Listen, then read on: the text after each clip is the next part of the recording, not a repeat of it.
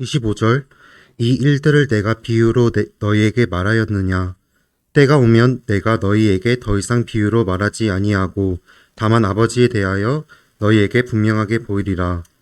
33절 이것들은 내가 너희에게 말함은 너희가 내 안에서 평안을 갖게 하려 함이라. 세상에서 너희가 환난을 당할 것이나 기운을 내라. 내가 세상을 이겼노라 하시더라. 네. 감사합니다. 말씀 위에 기도하시겠습니다.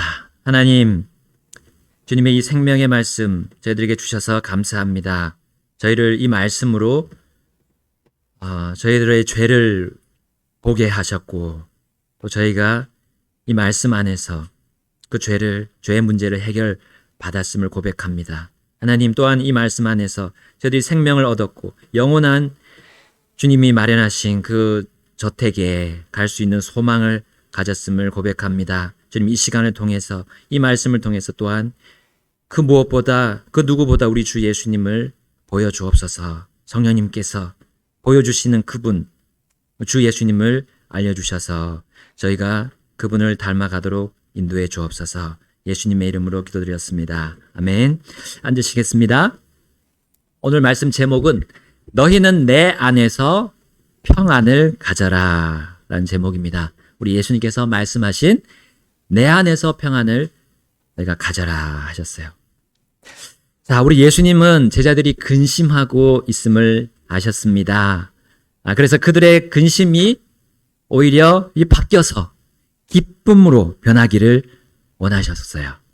그리고 그 근심이 변해서 평안이 되기를 바라셨습니다.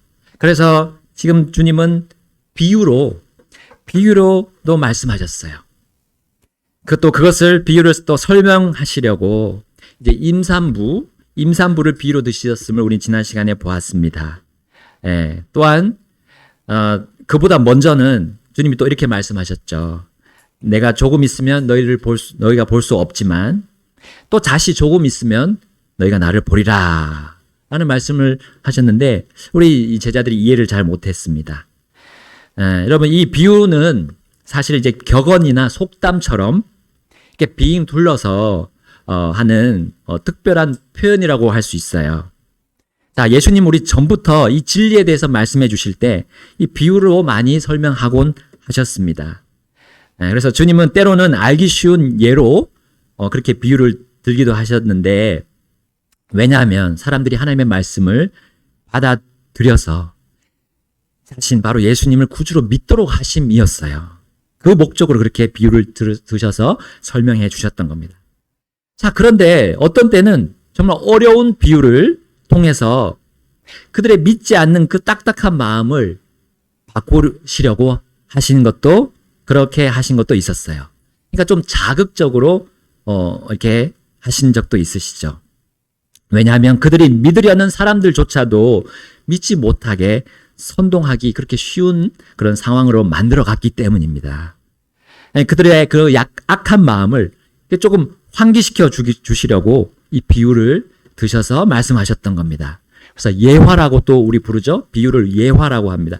예를 들어서 설명하시는 거, 그렇게 해주셨던 거예요.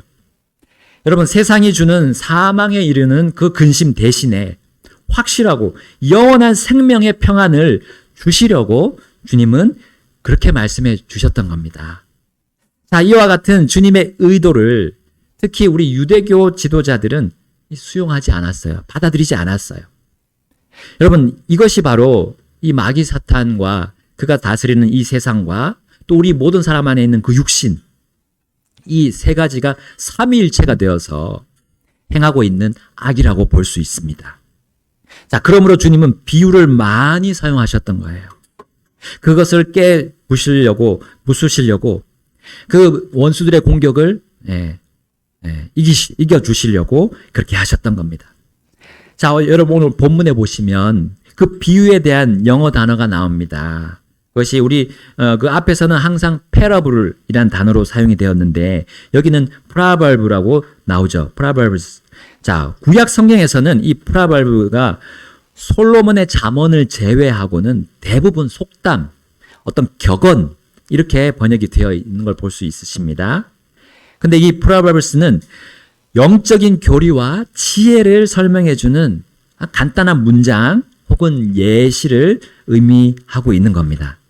자, 우리 예를 들자면 이 창세기에 보면 니므롯이란 사람에 대한 그 속담이 나옵니다. 그래서 아무개는 주 앞에서 니므롯 같은 강력한 사냥꾼이로다라는 이 속담이 있었어요. 이 격언이 있었습니다. 자, 물론 이것은 어떤 뜻이었습니까? 바로 하나님을 대적하는 자에 대한 속담이었어요. 야, 사람들아, 이 니므롯 같은 사람을 경계해라 라는 의미가 거기 담겨 있었던 거예요.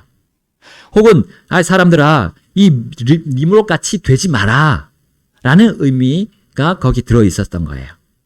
자, 니므롯은 하나님을 거부하는 모든 종교들의 조상이라고 우리는 볼 수 있습니다. 그래서 그는 세계 단일 정부 혹은 세계 단일 경제 또 세계 단일 종교의 조상이라고 우리 성경을 통해서 볼 수가 있습니다. 그와 같이 되지 마라. 너희들 그와 같이 되지 말라는 그 속담으로 아무개는 주 앞에서 니므롯 같은 강력한 사냥꾼이로다 라는 속담을 쓰셨어요, 하나님이. 자, 이와 같이 구약 성경에는 이 프로버브스가 속담이나 격언 또 심지어 어떤 때는 조롱거리로도 사용이 됩니다. 그러나 하나님 편에서는 그것이 바로 우리를 향한 진리의 말씀이죠. 바로 잠언이고 또한 지혜의 말씀입니다. 사람을 돌이켜서 생명에 이르게 하는 그 말씀이라는 거죠. 사람들의 주의를 환기시키기 위해서 비유나 예시를 들어 사용하시는 하나님의 그 세심한 모습이 여기 이 프로버브스에 들어 있습니다. 여러분, 예수님께서 정말 애둘러서 그 말씀하시는 이 특이한 표현의 목적이 바로 그런 거였습니다. 사람이 자신을 구주로 믿어서 예수님을 구주로 믿어서 정말 영원한 근심 대신에 영원한 평안을 얻도록 하심이었어요. 자, 그 영원한 평안을 얻은 자들도 있었고 그리고 얻지 못한 자들도 있었습니다. 그러나 그 평안을 얻은 사람들은 바로 이 제자들이었어요. 제자들은 이미 예수님을 통해서 평안을 얻은 상황에 있었습니다.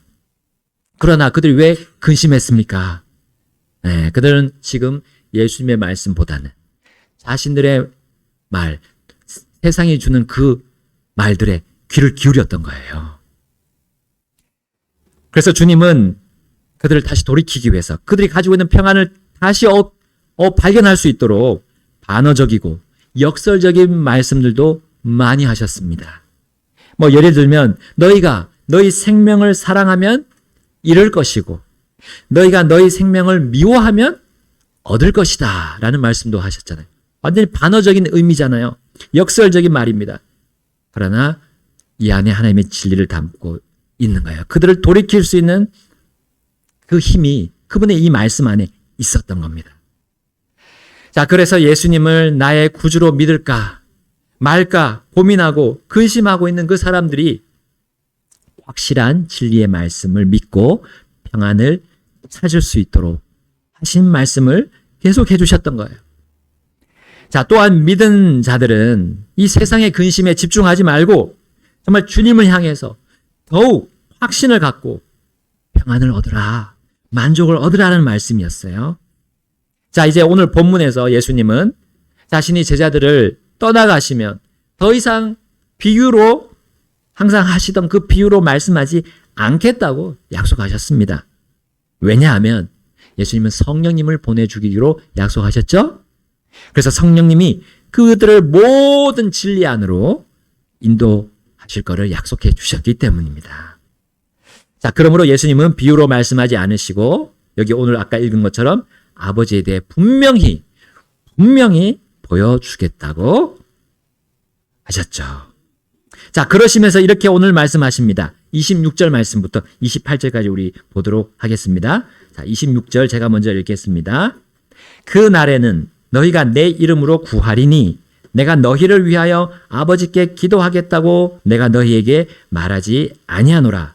아버지께서 친히 너희를 사랑하셨으니 이는 너희가 나를 사랑하고 또 내가 하나님으로부터 온 것을 믿었기 때문이라. 함께 28절 읽겠습니다. 내가 아버지께로부터 나와 세상에 왔고 다시 내가 세상을 떠나 아버지께로 가노라 하시니라. 아멘. 예수님은 그동안 제자들이 근심하지 않아도 되는 이유들에 대해서 계속 설명해 주셨습니다. 왜냐하면 그들의 마음이 근심이 계속 자리 잡고 있었기 때문이에요. 세상의 유혹과 함께 그 근심이 합세해서 이제 어떻게 될 뻔했습니까?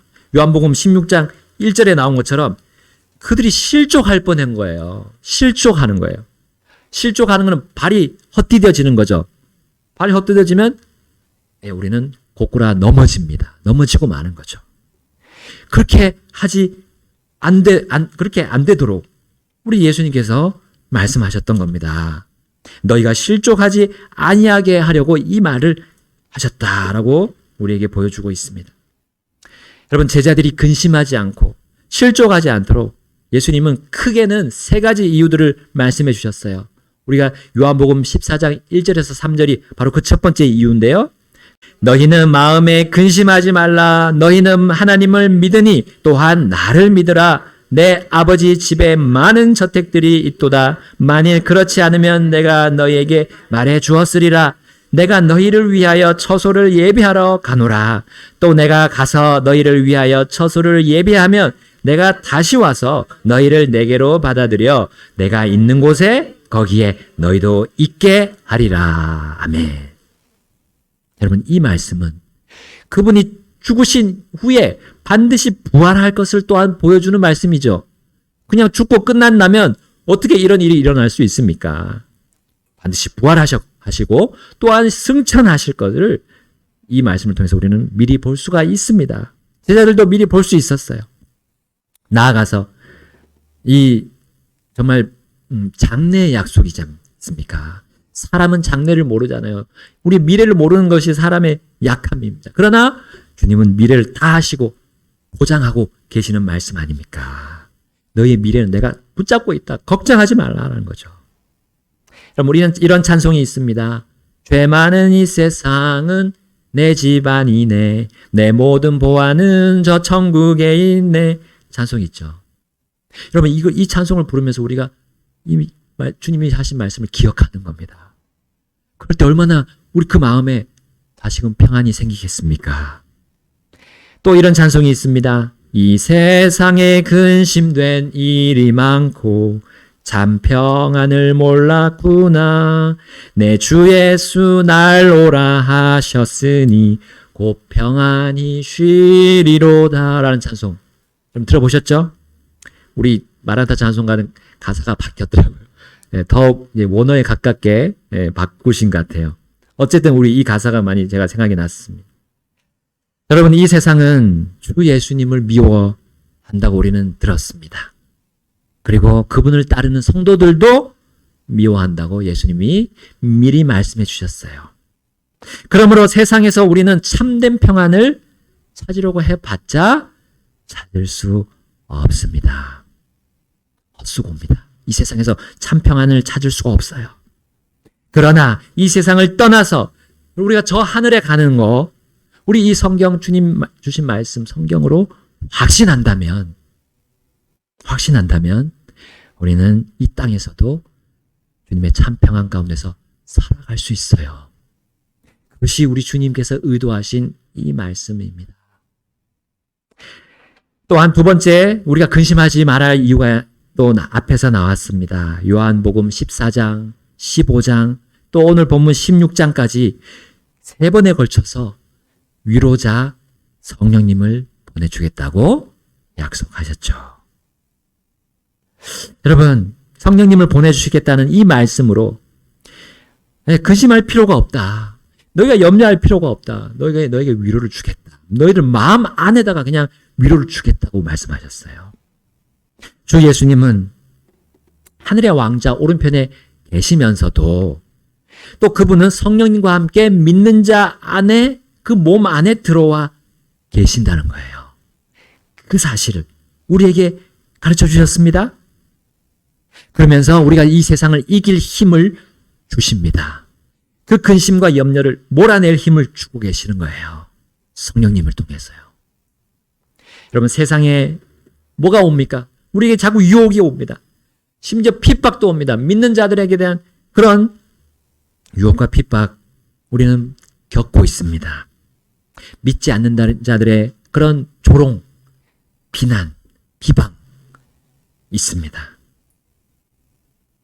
그러나 그것을 견딜 수 있고 이길 수 있는 힘을 우리 마음 안에다가 벌써 주셨어요. 성령님께서 이 성경 말씀으로 우리에게 말씀해 주실 때 우리는 그 지혜를 가지고 이길 수 있다는 것입니다. 세상의 거짓말들을 이 말씀으로 검사해서 필요 없는 것들은 쓰레기통에 던져버릴 수 있는 그 진리의 영을 통해서 알려주고 계십니다. 예수님으로부터 직접 들은 말씀만을 이 성령님 진리의 영이시고 위로자이신 이분께서 우리에게 전달해 주세요. 그냥 그 말씀 그대로 전달해 주시는 거예요. 성령님은 자신의 말로 말하지 않으신다고 분명히 말씀하셨어요. 자기의 것으로 말하지 않는다고 말씀하셨어요. 그래서 어떤 사람들이 말하는 것처럼 막 방언하고 막 병고침의 은사를 통해서 사람들이 그렇게 성령님이 자신을 그렇게 보여주시는 분이 아닙니다. 이제는 끝났습니다. 이제는 성경 완성된 이후로는 그 사역이 끝났습니다.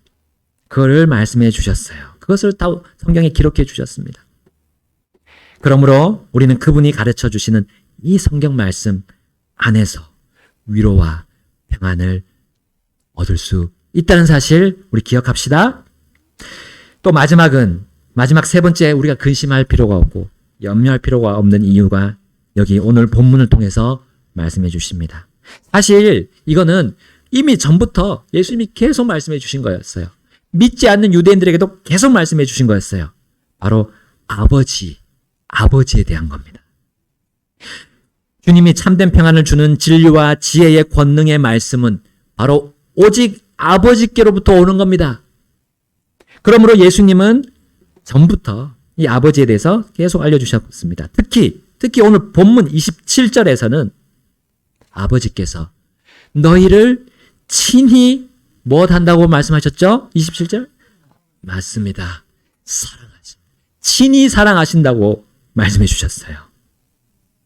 그럼 우리가 사랑받을 만한 존재인지 우리가 삶에서 내 자신의 정말 약하고 그리고 악한 부분을 우리가 발견할 때마다 생각이 납니다.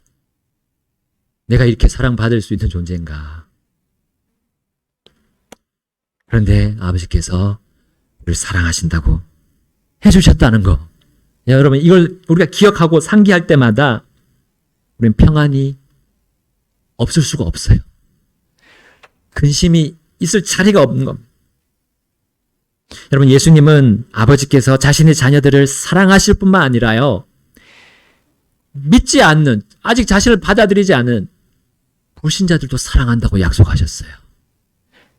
요한복음 3장 16절 말씀 여러분 아시죠? 하나님께서 세상을 이처럼 사랑하셔서 자신의 독생자를 주셨다라고 하셨어요. 그분을 믿는 자는 누구든지 멸망하지 않고 영존하는 생명을 얻는다라고 하셨습니다. 여러분 그러면서 우리 예수님께서는 한 예화를 들어주셨습니다. 바로 탕자의 비유였죠. 아버지에게 자신의 재산을 일찍 상속받아서 이제 먼 나라로 갔습니다.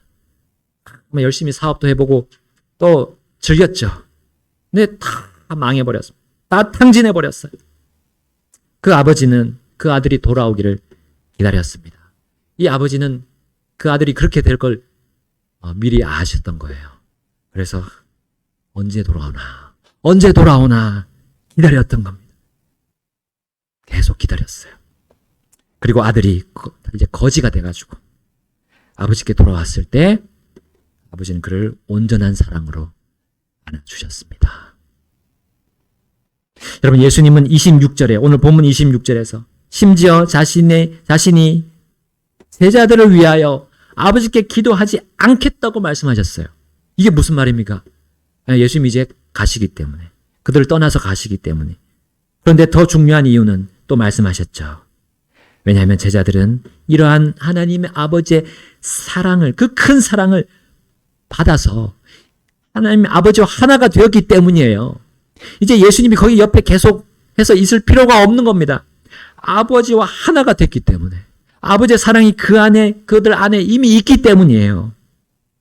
그러므로 예수님은 내가 이제 너희를 위해 기도할 필요가 없다. 너희가 이제 아버지에게 직접 나아갈 수 있다라는 거죠. 네. 너희가 죄인이지만 이제 아버지는 나를 통해서, 예수님을 통해서 의인으로 봐주시는 거죠. 그러니까 너희는 이제부터 직접 그 은혜의 왕자, 긍휼을 얻기 위해 은혜의 왕자로 담대히 나아갈 수 있다라고 말씀해 주셨잖아요. 히브리서 말씀에. 예. 그러므로 우리는 근심과 염려가 몰려올 때 나아가시면 돼요. 아버지의 이름으로, 우리 주 예수님의 이름으로 아버지께 나아가면 됩니다. 아버지는 항상 손을 벌리고 계세요. 오라고 계속하고 계십니다. 여러분, 그래서 어떤 사람이라도 자신이 죄인임을 인정하고 유턴해서 하나님 아버지께로 돌아간 사람은 그 아버지에 대한 오해가 싹 사라질 거예요. 그 전까지는, 유턴하기 전까지는 하나님 무서워, 이렇게 했던 거예요. 하나님 무서움, 이 벌을 내리시는 분이야, 이렇게 생각하는 거예요. 오해입니다. 오해. 절대로 아버지 하나님 그런 분이 아니십니다. 하나님 그런 분이 아니십니다. 근데 돌아간 사람들은 이제 알게 되죠. 아버지가 이런 사랑으로 나를 기다리고 계셨구나. 내가 하나님 아버지를 오해했구나. 하나님은 명령을 내리고 그것을 지키지 않으면 곧장 벌을 주시는 분이 아니시구나. 깨닫게 되는 거예요. 내가 오해했구나. 그리고 그 마음에 평안이 가득 차게 됩니다. 여러분, 구원받은 사람들은 그 구원의 확신이 드는 그 순간 마음에 평안이 가득하다는 것을 증해요.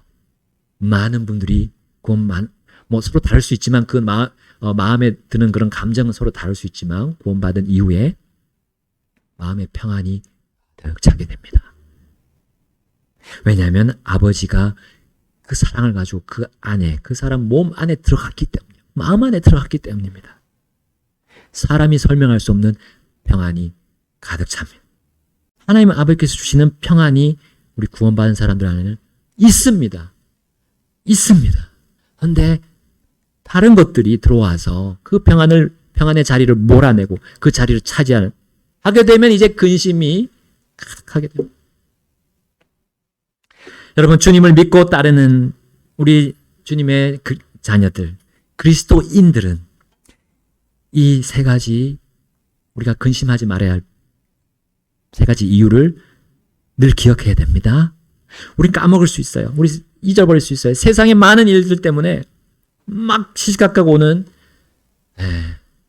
그런 생각들 때문에 잊어버릴 수 있습니다. 그래서 우리 예수님께서 오늘 다시금 이 말씀들을 해주십니다. 예수님께서 그들을 떠나가심이, 이 제자들 떠나가심이 떠나가지 않으심보다 훨씬 유익하다는 것, 그분의 말씀이 100% 맞다는 것을 우리 주님은 계속해서 이와 같은 이유들로 알려주셨습니다. 이것은 그들이 근심을 쌓아놓을 필요가 없는 이유들입니다. 자, 처음에 우리 두 가지 이유, 이것은 제자들에게 있어서는 장래 일들이었습니다. 미래의 일들이었어요. 그리고 마지막 그 세 번째 이유, 우리 아버지의 사랑, 그 이유는 그들의 과거가 될 수도 있고, 그들의 현재가 될 수도 있고, 그들의 미래가 될 수도 있는, 항상 그렇게 그들과 함께 계신다는 그 말씀이었던 거예요. 여러분, 주님이 주시는 이 평안의 말씀은 이미 약 2000년 전 제자들이 이제 받아서 사용해서 그들이 복을 누린 말씀입니다. 이미 검증된 말씀이에요. 그러므로 지금 오늘부터 우리 이 말씀을 사용할 수 있습니다. 여러분이 받아들이시면 돼요. 결단하고 이 평안의 말씀을 내가 받아들이시면 됩니다. 여러분, 근심을 없애는 저 하늘의 저택 있다는 거예요. 우리의 근심을 없애는 성령님의 위로가 있다는 겁니다. 그리고 우리의 근심과 염려를 사라지게 하는 아버지의 사랑이 우리 안에, 그 믿는 자 안에, 구원받은 자 안에 있다는 사실 우리 기억합시다. 여러분, 제자들은 이 이유들을 듣고 주님 앞에서 이렇게 고백합니다. 우리 본문 29절부터 30절 함께 읽겠습니다. 그분의 제자들이 그분께 이르되 보소서, 이제는 주께서 분명하게 말씀하시고 아무 비유도 말씀하지 아니하시나이다.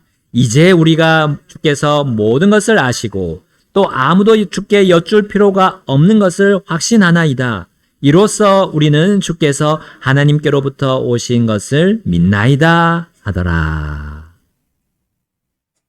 여러분, 드디어 제자들이 깨달은 것일까요? 그들이 가지고 있는 근심을 이제 몰아낼 평안의 그 말씀을 받아들인 것일까요? 그들이 곧바로 적용시킨 것일까요? 자꾸 바뀌셔요. 자, 그들은 정말 그들이 근심할 이유가 없다는 것을 정말 주님의 그 이 말씀을 듣고 새겼는가라는 겁니다. 근데 그 뒤에 우리 예수님이 하신 말씀을 보게 되면 안타깝게도 이 고백이 좀 아직도 예수님이 의도하신 것과는 다른 말을 하고 있다는 걸 우리 알게 돼요. 자, 우리 다음 31절 제가 읽겠습니다. 예수님께서 그들에게 응답하시되 이제는 너희가 믿느냐? 보라, 너희가 각각 자기 길로 흩어지고 나를 혼자 남겨두고 떠날 때가 오나니 참으로 이제 왔도다. 그러나 나는 혼자 있는 것이 아니니 이는 아버지께서 나와 함께 계시기 때문이라. 아멘. 여러분, 주님이 비유로 말씀하지 않으신다는 그 일은 장래 일이었죠. 여러분, 가깝게는 주님이 부활하신 이유입니다. 지금 일어나는 일이 아니었어요. 근데 그들은 주님이 비유로 말씀하지 않으시고 분명히 말씀하신다고 말했어요. 그게 정말 그들이 와닿았기 때문에 그렇게 말을 했을까요? 여러분, 보소서, 이제는 주께서 분명하게 말씀하시고 아무 비유도 말씀하지 아니하시나이다 라고 말했어요. 그들은 미래에 일어날 일인데 지금 일어난다고 단정하고 있는 거예요. 그러니까 예수님의 그 의도를 깊이 생각하지 않고 그냥 주님 주신 말씀을 그냥 앵무새처럼 말했을 뿐인 거예요. 주님은 그들이 알기를 원하시는 것이 무엇이었습니까? 주님께서 그들이 알기 원하시는 것. 여러분, 더 이상 비유로 말씀하지 않으신다는 것이 사실 중요한 게 아니었어요. 또한 주께서 모든 것을 아시는 그 사실, 또 아무도 주께 여쭐 필요가 없다는 사실, 그것이 주님이 그들이 알기를 원하시는 것이 더 중요한 것이 아니었어요. 그것은 그들이 가진 근심과 근심에서 이어지는 실족함에서 돌이킬 수 있는 그 평안의, 하나님이 주신 그 평안의 말씀, 그걸 그들이 알고 깨닫고 받아들이기를 원하셨던 거예요. 여러분, 그들은 삼위일체 하나님께서 그들을 사랑하고 계심을 알고 믿는 것이 그 무엇보다 중요했습니다. 그 무엇을 아는 것보다 중요했어요. 그래야 그들 안에 있던 근심, 날아가고 평안히 다시 그 자리를 차지할 것을 우리 예수님이 아셨던 것, 그리고 그걸 말씀해 주셨던 겁니다. 계속. 하나님 아버지는 자신의 자녀들을 사랑하시기 전에 이미 모든 사람을 사랑하십니다. 그래서 근심이 아니라 평안을 주려고 하십니다. 하나님은 자신의 사랑을 어떻게 보여주셨습니까? 요한복음 3장 14절에서 17절까지 말씀합니다. 우리 요한복음 3장을 다시 돌아가서 보시겠습니다. 니고데모가 찾아왔을 때, 니고데모가 예수님께 찾아왔을 때, 그때 예수님이 말씀하신 거예요. 자, 14절 제가 읽습니다. 또 모세가 광야에서 뱀을 든 것 같이 인자도 반드시 들려야만 하리니 이것은 누구든지 그를 믿는 자는 멸망하지 아니하고 영원한 생명을 얻게 하려 함이라. 우리 16절 17절 함께 읽겠습니다. 이는 하나님께서 세상을 이처럼 사랑하사 자신의 독생자를 주셨으니 이것은 누구든지 그를 믿는 자는 멸망하지 않고 영존하는 생명을 얻게 하려 하시기 때문이라. 이는 하나님께서 자신의 아들을 세상에 보내신 것은 세상을 정죄하려 하심이 아니요 그를 통해 세상을 구원하려 하시기 때문이라. 아멘. 여러분, 이스라엘 백성들은 이집트에서 종살이를 하다가 하나님으로부터 구출을 받았죠.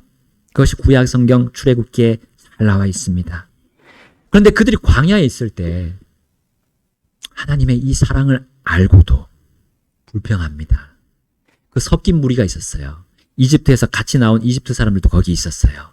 이 이집트 사람들은 구원받지 못하는 사람들이죠. 그러니까 막 불화를 일으키는 겁니다. 그 말을 듣고 어떤 사람들은 구원받았음에도 불구하고 평안을 이제 잃어버린 거예요. 그 사람들 말을 들으니까. 그럼 하나님을 불신하는 마음을 가졌던 거예요. 그때 불뱀이 막 나와서요. 사람들을 막 물기 시작합니다. 그러나 하나님은 그들 긍휼히 여기셔서 그들이 뱀에 물린 자들이 죽지 않도록 놋뱀을 만들어서 모세를 통해서 놋뱀을 만들어 달라고 하셨어요. 만들어서 그것을 들라고 했습니다. 그리고 누구든지 그 놋뱀을 보면 살 것이다 했어요. 그리고 그것을 본 사람들, 그 말씀을 믿고 본 사람들은 다 살았죠. 예수님은 이 같은 이 신뢰를 들으셔서, 이 예화를 드셔서 하나님의 사랑을 지금 설명하고 계시는 겁니다. 바로 모든 사람이 멸망받기에 충분한 하나님 보시기에 죄인이지만 하나님께서는 그들을 사랑하셔서 자신의 아들 예수님을 세상에 보내주셨다는 거. 여러분, 이 놀라운 사실을 받아들이면 여러분 가운데 있는 그 모든 죄의 문제가 해결될 거예요. 내가 이 죄로 어떻게 될까? 내 이 죄의 값을 내가 감당할 수 없는데 이 죄의 형벌이 얼마나 큰지 성경이 말씀해 주고 있잖아요. 이거 내가 어떻게 할까? 그 모든 근심, 걱정이 사라지는 겁니다. 왜냐하면 예수님께서 그 모든 우리가 가질 수 있는 그 모든 죄의 문제의 근심을 없애 주셨기 때문입니다. 2000년 전에 이미 해결해 주셨다는 사실입니다. 바로 이 주 예수님을 믿고 사도로 부름받은 이 바울은 이 예수님의 말씀에 따라서 이렇게 증언합니다. 로마서 5장으로 우리가 가보겠습니다. 우리 최근에 로마서 읽고 계시죠? 묵상하고 계시죠? 너무나 복된 말씀입니다. 로마서 5장 우리 5절부터 6절. 또 소망이 우리를 부끄럽게 만들지 않는 것은 우리에게 주신 성령님에 의해 하나님의 사랑이 우리 마음에 넓게 부어졌기 때문이라. 이는 우리가 아직 힘이 없을 때에 그리스도께서 정하신 때가 되어 불경건한 자들을 위하여 죽으셨기 때문이라. 아멘. 여러분, 우리가 힘이 없을 때가 언제라고 볼 수가 있습니까? 죄인이 스스로 자기 힘으로 그 근심의 문제, 바로 죄의 문제를 해결할 수 없을 때입니다. 미래에 대한 불확실한 그런 소식이 계속 우리 뉴스에서 들리시죠? 미래의 불확실성을 계속 연일 말하고 있습니다. 여러분, 우리 그것을 들을 때마다 힘이 빠집니다. 힘이 없어져요. 그리고 사람들은 이곳저곳 이 방법 저 방법을 찾아 헤맵니다. 그러나 그들의 미래에 대한 불확실, 그리고 그 미래에 대한 불확실에 대한 찾아오는 근심, 그것을 뿌리까지 뽑아낼 힘은 사람에게 없다는 거예요. 여러분, 하나님은 사람이 자신의 근심의 문제를 해결할 힘이 없음을 잘 아시고 이 말씀을 주셨습니다. 그리고 그 모든 근심의 근원인 죄의 문제를 해결할 수 없음을 아시고 예수님을 우리에게 가르쳐 주십니다. 내가 죄인임을 만약에 인정하지 않는다면요, 내가 근심의 그 문제를 해결할 그런 여지가 하나도 없습니다. 그럴 힘이 없어요. 이 세상에 그 누구에 찾아봐도 없습니다. 우리 부모님도 나의 죄의 문제를 해결할 수 없어요. 그러므로 하나님께서는 그것을 아시고 이 사실을 아시고 자신의 아들 예수님을 죽음에 내어주셨습니다. 누구를 위해서요? 불경건한 자들을 위해서 대신 죽도록 하셨어요. 우리 8절 또 읽어보겠습니다. 8절, 5장 8절 시작. 그러나 우리가 아직 죄인이었을 때에 그리스도께서 우리를 위하여 죽으심으로 하나님께서 우리를 향한 자신의 사랑을 밝히 보여주셨느니라. 아멘. 여러분, 사람들은 의인을 위해서 죽는 자는 혹 있지만, 우리 7절에 나오죠? 근데 죄인을 위해서 죽는 자는 없다 했습니다. 악한 사람을 위해서 대신 죽는 사람 없어요. 그러나 악인을 위해서, 그 죄인을 위해서 죽을 수 있는 분은 단 한 분, 하나님 한 분입니다. 그분이 사람의 몸을 입고 예수님으로 오셨어요. 오셔서 우리 죄인이 당해야 될 죄의 형벌을 다 대신 담당하셨다는 겁니다.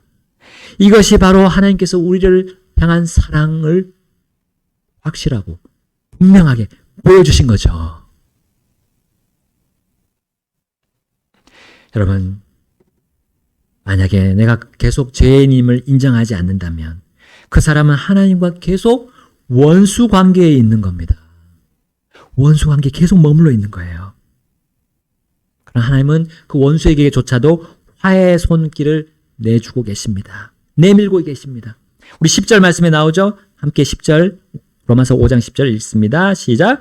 이는 우리가 원수였을 때에 하나님의 아들의 죽으심에 의해 하나님과 화해하게 되었다면 화해하게 된 자로서 더욱더 우리가 그분의 생명으로 말미암아 구원을 받을 것이기 때문이라. 아멘. 아멘. 여러분, 하나님의 사랑을 거부한다면 계속 내가 하나님과 계속 원수 관계에 있는 거예요. 하나님은 계속 원수 관계에 있고 이제 그 기회가, 하나님의 이 사랑을 받을 수 있는 기회가 끊어질 때까지 그렇게 원수 관계에 있게 되면 영원히 원수 관계로 끝나는 겁니다. 돌이킬 수가 없습니다. 더 이상 이것은 사람이 결정한 일이기 때문에 하나님은 그 사람의 결정을 존중하십니다. 그러나 이 하나님의 사랑을 거부하지 않고 받아들인다면 여기 나온 대로 이 모든 놀라운 약속이 보장이 됩니다. 영원한 생명을 받습니다. 그리고 더욱더 그 생명을 통해서 구원을 받게 되는데 이것은 우리의 몸의 구원도 포함됩니다. 그것은 몸의 구속이라고 표현하고 있습니다. 우리 이 몸, 이 썩어질 몸이 변화돼서 썩지 않을 몸으로, 바로 우리 예수님이 부활하신 그 몸으로 똑같이 변화된다는 거예요. 이것을 누가 할 수 있습니까? 우리 사람을 만드시고 이 온 세상을 창조하시고 운영하시는 창조주 하나님밖에 할 수 없는 일입니다. 우리는 이해가 되지 않지만 그 이해 안 되는 게 맞는 거예요. 우리가 몸이 그렇게 변화될 수 있다는 거는 우리가 이해할 수가 없습니다. 과학자들이 아무리 연구해도 그거에서 답을 찾을 수가 없어요. 하나님만이 그 능력을 가지고 계시기 때문입니다. 권능을 가지고 있으시기 때문입니다. 화해하자고 말씀하십니다. 원수관계 청산하고 화해하자. 그러면서 예수님을 그 화해의 통로로 보여주신 겁니다. 그렇다면 우리는 그 예수님을 나의 구주로, 개인의 구주로 받아들이시면 됩니다. 마치 우리 손님들을 집안으로 어떻게 합니까? 귀한 손님을 집안으로 우리 초대할 때 영접한다는 말을 쓰잖아요. 영접한다. 그래서 우리 가장 귀하신 분이 아닙니까? 가장 높으신 분이고 온 세상을 만드시고 운영하시는 그분을 우리는 영접한다는 말씀으로 우리는 표현할 수가 있습니다. 영접하십시오. 그분을 나의 왕, 나의 주로 영접하십시오.